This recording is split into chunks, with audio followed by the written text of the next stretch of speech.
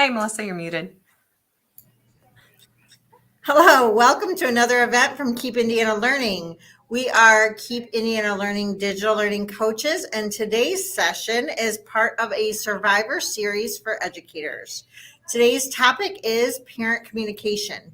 Communicating with parents can sometimes be a little bit spooky, but we've got you covered today with some ideas and advice.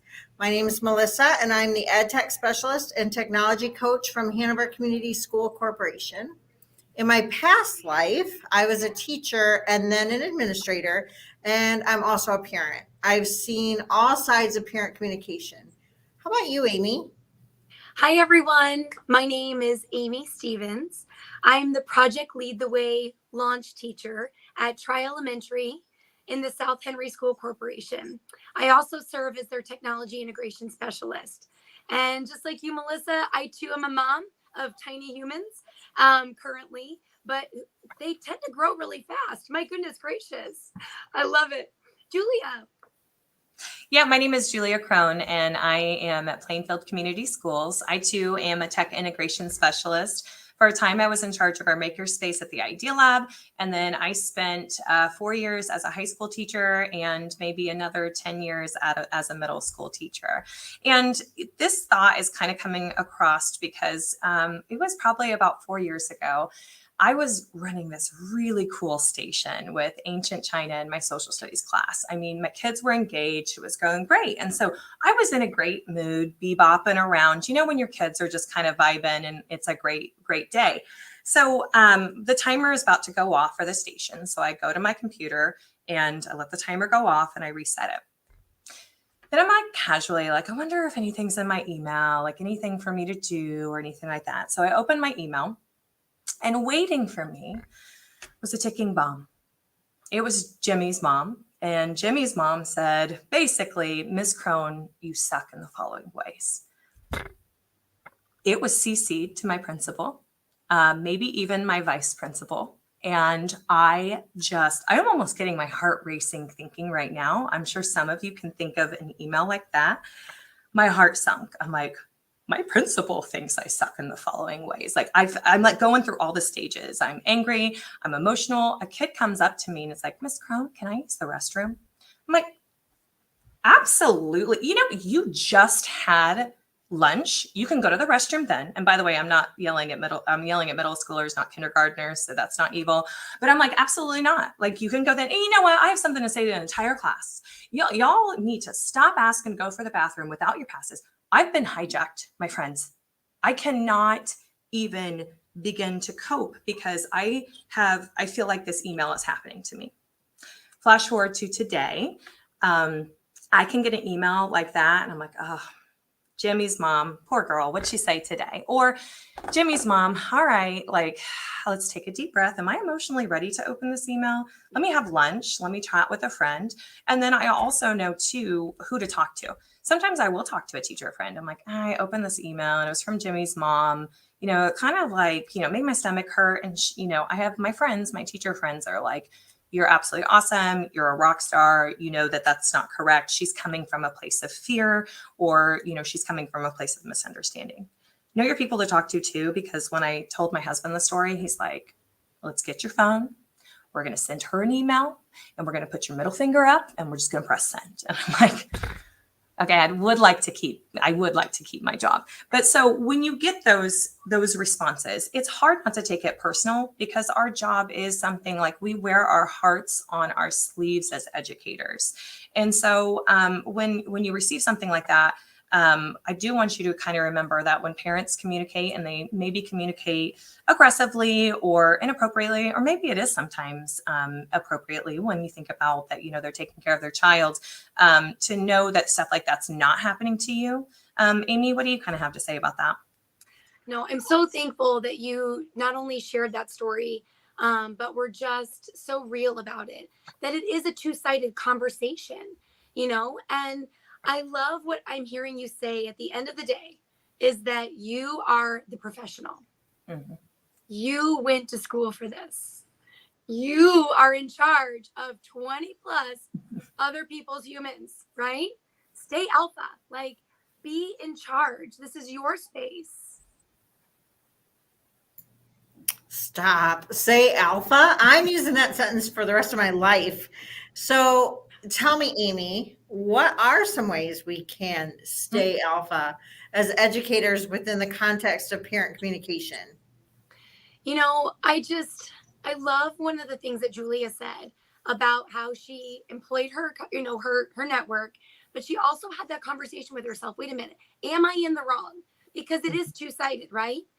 But we also know, just as you said, Melissa, there are tools out there. There are ways out there that can help us stay in communication with parents. Find a tool. Maybe it's a technology tool, maybe it's not, but there are so many wonderful tools that are out there that do involve technology that allow you to communicate photos, updates, reminders. You can even schedule like parent teacher conferences for communication. And, I just encourage that when you do find a tool, stay consistent with that tool. There are so many out there, and there's many that are free. In my building, we have a lot of families with a lot of children in different grade levels. And so it was worth it to us to show up to families, to communicate with families, to hear their voice when they said, y'all, I've got 5 different apps and I only have 2 children in your building. Like, I can't stay afloat. What am I going to do? And so we did find one tool that is paid, but it's a one-stop shop for us. And it's been delightful. It's had its challenges, but it's been delightful to tell parents, you've got one place to go. You'll hear from the office. You'll hear from child A's teacher. You'll hear from child B's teacher. You'll hear from newspaper club. You'll hear from art club, all right here. I love that. So we also have something like that at our district as well. And it's made all the difference because we used to get stuff all the time from like Remind 101, but then you'd get a text and who is that from? So it was nice for us to be able to streamline. Another suggestion I have that's kind of like on that tech, if a newsletters is a really big thing, it can be a one-stop shop for parent communication. I'm a G Suite ninja, so I love templates to be able to put a template of a newspaper or newsletter in for on like a Google slide, and then you can build it out. So then parents don't have to kind of go back and forth. You have last week's on there and the week before. I do think it's important that you communicate to parents that if you're going to do it weekly, if you're going to do it monthly, if you're going to do it bi-weekly, so they know what to expect, and make sure that it is something that you can also maintain within there as well. Oh my gosh, I love that. Yes, be consistent. Thank you. But also, I just talked to my friend that teaches 11th grade English language arts, and she uses this same tool. She has a Google slide template that her parents are conditioned. They know every Friday they're going to get it from her. They're going to be informed about what the next week has to offer. And I love that parents have that procedure set with them, right? Just like you do with your students. Set the procedure with your parents. All parents want to know is what to do. They want to be a helper, and they realize that you get to be with their children all day, not them. And so give them the directions and help them rise to that direction, right? So if you say emails how you're going to communicate, then stick to it. It lessens the margin for error when you need to respond or reply, and there's information that maybe you needed, and you're like, wait, was that in the text? Was that in the email? Where was that? How did I hear that? Am I dreaming this? Right. I love what you said too, Julia, about like the Google Slides, because if you're just adding to it, the previous is always there and you can refer back to it. And myself, I also need that. Like, did I send that? Did I not send it? It helps me as a person know what I told everybody if I have it in one spot and I can refer back to it. Which makes me think about the importance of documentation. We have so many tools at our disposal to use for documentation. If you aren't doing this already, check with your technology department to see what are their recommendations. You might be able to even use your SIS to keep track of parent communication. So then again, it's a one-stop shop Mhm. and everybody can be documenting in the same place. So, but regardless of how you're doing it, just do it. So then you know who you talk to and making sure that you're building those relationships with everybody. I know I'm notorious for thinking I'll remember everything, but not remembering anything. So personally, I have to document everything so that I can look back on it because I always need to. Yeah, you're calling out one of my toxic traits because for sure, all the time I'm like, yeah, I got this. And then 5 minutes later, I'm like, what did I have? What was it? Yeah. So documentation is huge. And then even my favorite thing too at the G Suite, you think about it, if I make a change on a Google slide, that bad boy's live. So I don't have to like resend out, oh, sorry, here's actually the correct information. I can edit it. And go from there. One of the things that I was really good at documenting when I was in the classroom, and when we went one-to-one, this was a big change I was able to make. As I said, I was in a middle school setting. I had an agenda, and it was a digital agenda that I kept at the top of my Google Classroom. And on it, I had like a month view that was, test or like a general topic if we were working on world religions. And then I had a week view, week by week with boxes that had a link to our bell work. And I literally went to step 1, working on a map, and I'd link to where that is.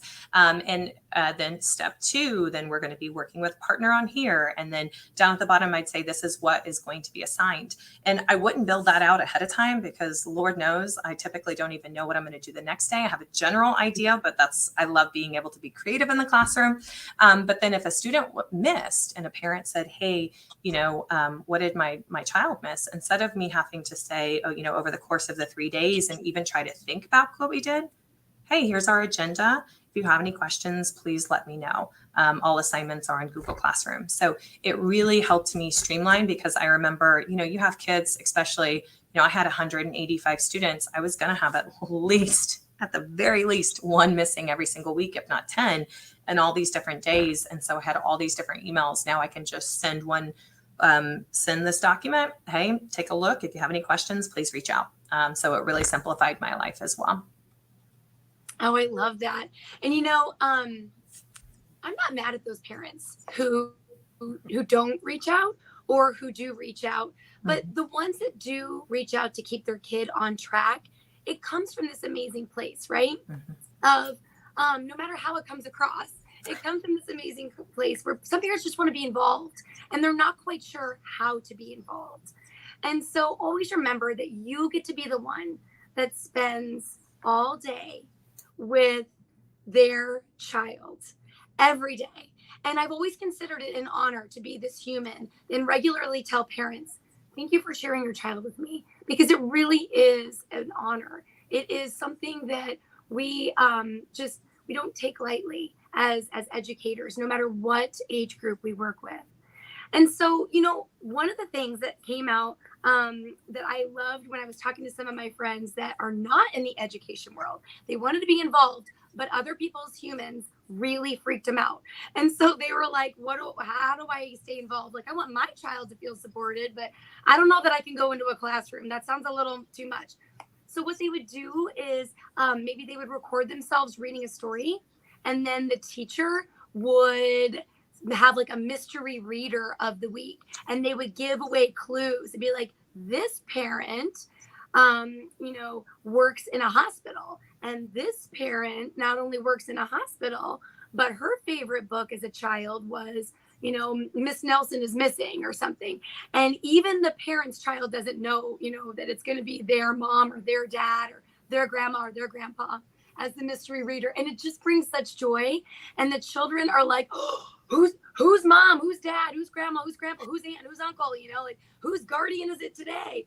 And it's just fantastic. And then that way, the parent is able to stay connected. They're able to give a piece of themselves and feel like, wow, I really, I helped make learning meaningful today. But they didn't necessarily have to venture outside of their comfort zone of walking into the physical classroom. Also, volunteers. As a former kindergarten teacher, I felt so incredibly honored to be able to have parents say, I will come in and help you. And it even, I thought, my gosh, if you're going to come in and help me, I'm going to make sure that my room is conducive for you. So a quick example, I found out that I needed things stapled, but my stapler was always in my desk, and my parent helpers would never want to get in my desk. They were like, that's awkward. That's weird. I don't want to touch your things. So I created a shelving system for families, or for parent helpers when they come in, so that there's a stapler there, there's tape there. That way they didn't have to interrupt. They didn't have to feel awkward getting into my desk. And it was just all right there. Even maybe some like a dry erase board for instructions if needed. Or, I've even had teachers like link like a QR, if you want to get, techie and a little digital so parents know what's going on. Donation of items. That's a big one. We as teachers are constantly like, oh, I don't want to bother, I don't want to bother. But parents, they're asking, how can I help you? Do you need pencils? I got it. Do you need Kleenex? I'm on it. Do you need like 43 treat bags that are wrapped in blue ribbon? I'm on it. There's a parent out there that does have a amazing skill that if you get to know your families, you could lift them up and be like, I know that this is something that you love to do, and this is a way that you can help. I personally am helping. I love getting into Canva and doing graphics. I don't know a single thing about coaching basketball, but I can do a graphic, right? Well, at least I try to think I am. I'm always learning. But anyway, that's how I'm staying involved with my child. Is I'll do the graphic that that advertises maybe the fundraiser, maybe the call out meeting, maybe the camp for the kindergartners and so forth. It makes me feel like I'm part of something, and yet I can also feel like I am helping. You're so right, Amy. Everybody wants to help in some way. You just have to help them find that way that they want to help.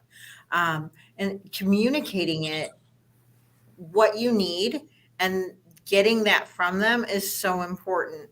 And when we need to help teach our littles as well to communicate what you're doing in school. When you have littles, that when you ask them about their day, they don't give you much information. You ask them, what did you do today? And you get the same answer no matter what happened. There could be a parade at school, or it could be a day of testing, and they're going to tell you the same thing. So when I taught kindergarten, I would always give parents questions, and I would send it home in my newsletter. Ask your child about this, give them some sample questions to try to generate talk between the child and the parent so that they know what's happening in school and they're hearing it from their own child versus just from me, the teacher. And I think that that's good, helping develop those communication skills from the children, but also giving the parents firsthand knowledge about what we're doing and hearing that from their child and their child's words, I think is so important for them to learn and be informed about what's happening in their classroom. Parents want to know what their children are doing, what their friends are doing, what friendships they're making as they grow up. And once they start to learn kind of what questions to ask, then they don't need that support. But in the beginning, they don't know what questions to ask. So I think anything that we can do that's positive to build that relationship with parents, not just with an individual teacher and parents, but also just with school and parents, helps if there is a negative situation that comes up. Yeah, I want to focus on that word, that relationship. I have 2 boys. I love them with all of my heart. They have a little bit too much of their dad in them from time to time. And I have had a few phone calls home. And it's not been hard to hear it. And it hasn't been hard to hear it. Although then you have to kind of, as a parent, you do backtrack and you're like, okay, what do we do? What's next? But the person who is delivering it, they built that relationship with me.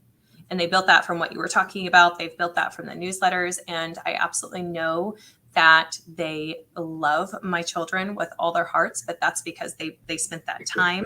And I know that they are giving me a call because A, they know my child can do better. Like, let's go. And then B, they also have that relationship where I think sometimes the more you know somebody, I remember, one of the teachers, like, I was really nervous to call you. And I was like, no, I want to know, like, that's, what did we do? We put them in timeout, recess. Like, but it's because they love my child. We've built that relationship as well. I love hearing that. And one of the things that we can get caught up in is a busy schedule. And so I really encourage our teachers to set a calendar reminder. And when that reminder goes off, maybe it's, send 3 positive postcards to parents or 1 positive phone call to a parent. When my child was in 2nd grade, I got this little note card, and it was handmade, and it said, "Hey, your child did something awesome today." And it was like, he picked up after somebody spilled something. And just because I'm pretty sure her calendar reminder went off, that's fine. But it didn't matter if there was a reminder or not. She took time to say, hey, it was positive, and it was reaching out to make that communication, that connection with me. Yeah, because when something negative does happen, those are like heart attack calls when the phone rings. And so that number comes up, it's the school, you automatically think it's bad, and that's what the parents think. And so they answer that call uneasy, afraid, their blood pressure goes up. And then you get to be like, oh, I just wanted to let you know how much I enjoy your child. I love having them in my class. Here's something great they did. Just wanted to share it with you. And you get to hear their whole demeanor change. And that you made their day, because here they went from 0 to 60 in the course of their phone ringing, and then it gets back, and when their child gets home that they're going to be celebrated. So not only did you make the parents' day, but you also made that child's day, just with a simple phone call that probably took a minute and a half. So it's such a simple thing. It seems overwhelming when you think about, I have X amount of students and I have to make X amount of phone calls. But when you break it up, and this is how much time it takes, but this is the output I get. This is what the payoff. It really is worth it. Absolutely. And don't forget, I mentioned this earlier, but like junior high school parents, they love getting an email, phone call too. And in fact, it's a little frightening, I feel like, especially as a junior high mom now. There's a little bit of a disconnect because parent-teacher conferences is now an open house. It's not just with one person. There's like 7 to 10 humans that are in charge of my child. And so schools do it differently, I know. But please don't forget those junior high and high school parents. A lot of the things, what we say is what's best for one child or what's best for one age might be appropriate for all. And it's not silly to send a newsletter, when you've got seniors. Yeah, that makes me think with that age group, that was the age group that I taught. And, parents go from being in elementary school and there's like endless volunteer activities of Halloween parties and this and that. That ends when they get to middle school, a lot of that. And so parents probably do feel a big disconnect. They feel their child pulling away because they're starting to have more of their own life, probably spending the night at friends' houses. And so to be able to have that connection is so important. And it's funny too, actually, Melissa, when you talk about those heart attack calls, every once in a while I would do those, but I do it in class. While the kid was there, I was like, hey, I need to call your parents. So I'd give 2 people heart attacks. The kid's like, what did I do? And I'm like, you'll see. Like, wait till I call your mom. And then I call and I'm like, hi, this is Miss Crone. I just want to have a conversation with you. And then I say out loud, so then the kid knows all day when he goes home, he heard what I said, he or she, my student heard what I said, and then their parent heard, and kind of everybody's on cloud 9. And we've made this like positive connection right away. So when something does happen that needs improvement, that positive connection will hopefully outweigh that negative or the needs improvement connection. Absolutely. Connection and communication is super, super important. But I really would like to address too the importance of setting boundaries, right? Because when you're in a profession where you are oftentimes, maybe our significant others hear us say like, oh, I got to get this ready for my kids tomorrow. And they're like, how many do you have? Like, what? Oh, your students. You know, we think of them as our own, no matter how old they are. But boundaries Mhm. are important because while we do feel that and our wheels are turning, even after that contract time is up or before it begins, try to set some quiet hours. You know, there is a way, either if it's on your actual phone or mobile tablet, maybe you do it on your Google Calendar or whatever calendar system you use. Maybe you do it with the software program you use. I know the free versions like Class Dojo and so forth, they have, you know, an instant reply back to parents. This teacher is currently in quiet hours. He or she may or may not get back to you until the following day. I use Vacation Responder frequently, just so that there's immediate response. But then also be on board with your administration. Maybe it's your direct principal, maybe it's a superintendent's, you know, expectation that if you get an email or a phone call from a parent, that that is returned in a timely fashion, and allow your school corporation to set that time. I typically have operated under like 24 hours, you know, business day. But at the same time, let your corporation dictate that and really rise to that and uphold that expectation so that, you know, in your classroom, if you tell parents, you're going to hear from me every Friday at 4:30. Also, all families in the school know, okay, you know, if I email or reach out to a teacher in a various, whatever way we need, I will hear back within X amount of hours. You know, another way to set boundaries, and I do want to talk about this, is social media. Some of my junior high and high school teachers that I talked to before streaming live with you said, you know, it has been lovely to have students and parents of students want to friend them, but you know, families and students, please don't be, you know, upset or turned off if we don't accept your friend request, or if there's a boundary set there. I know it's not coming from a place of anything but love. And we just want to make sure, you know, that we do talk about that. Yeah, I agree with everything you just said. And this year I personally have really tried and to focus on setting boundaries because education is a career that it can be very easy to try to give your whole self to. And like you said, you know, you're in line at Target and you know, you just I'm going to check my phone real quick and all of a sudden it's like your whole mentality flips and you're back at work. And, you know, I don't want to be that person. It's important to know that it's okay to not be on the job 24 hours a day, 7 days a week. I think we have to, you know, be diligent about that for ourselves, for our mental well being. You know, Melissa, I probably need to work on boundaries. I've been working on kind of like joy and happiness. Boundaries is my next one. We'll put that in the next goal. But you know, I even think about this story I told about getting hijacked by a parent by an email. It wasn't the parent. It was an email, and I opened it up and I even talked about when a student would ask to use the restroom. If I had read that and I knew in my heart that A, the parent was A, coming from a place of fear, or B, understanding too that, you know, it is like fear, like it's scary when, you know, your kid comes home and says something and you want to clarify. And instead of seeing it as something happening to me, that you know, I understand, even as you were talking about before, Amy, that I'm the adult. I'm the one that's in charge in the room. And instead of now, if someone then comes and talks to me, like, can I go to the bathroom? I'm like, you know what, sweetie? What station are you on? You're on station one. How about when that one's done, you have 2 minutes, like go to the bathroom really quick.